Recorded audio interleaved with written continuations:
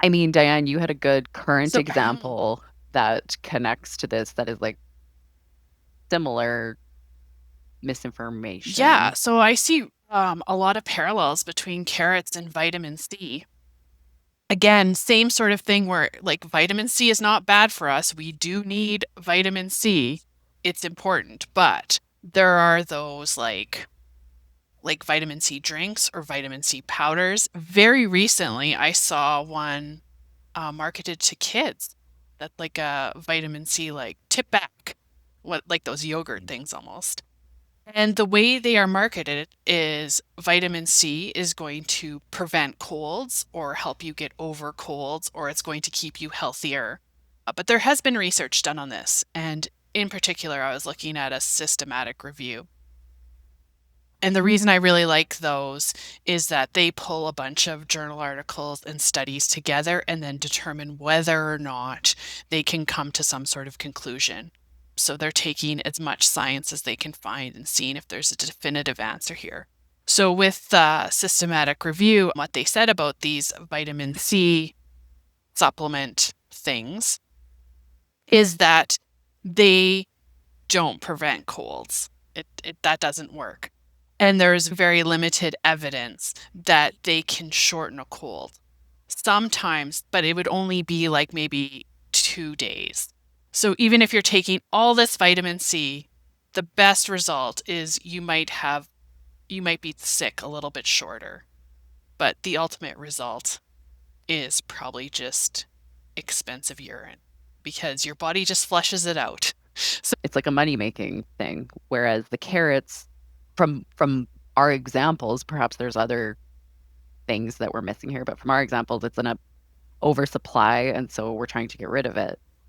But what you're talking about is actually profit yeah, gaining for for sure. companies. And it's the same kind of thing. It's like we take this fact and then we stretch it to fulfill whatever goal we're trying to Yeah. achieve.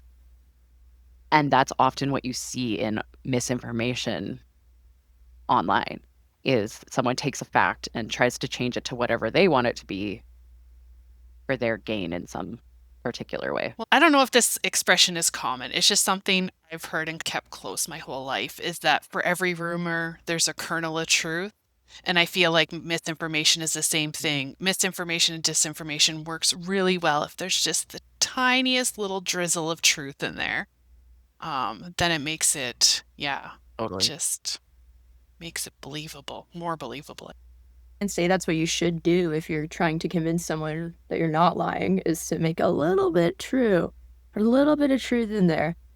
So way back when, let's say, Big Carrot was clearly pushing its narrative in post-war era, how would they have been able to figure out whether that was Yeah, so true? this ties in what Nina was saying. The average citizen might not have known whether or not it's true, right? Like, generally, people would have a little bit of trust in their governments and so would think that what they're saying is accurate. And so you might believe it unless you're like talking on the street with someone. And if you could go around asking everyone what their experience is and then get a big enough sample size that you're like, oh, hey, yeah, this doesn't actually work. But I don't think that we do that. We would just probably believe it. Well, and you'd have to think about like where were reliable sources at that time? Like, would you need to visit the government information building? Would you visit the Yeah. library?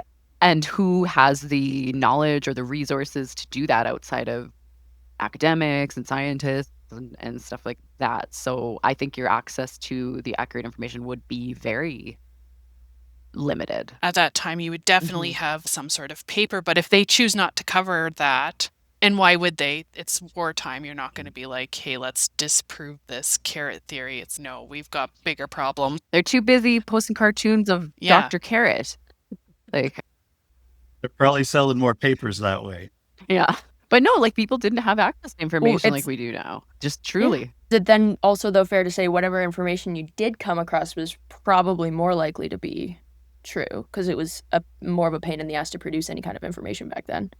I mean, in this example, I think in war times, countries publish whatever they want to achieve whatever goal they're trying to Yeah, achieve. well, You're the journalist. You'd have to tell me if news is normally considered true in normal. Depends where We you are.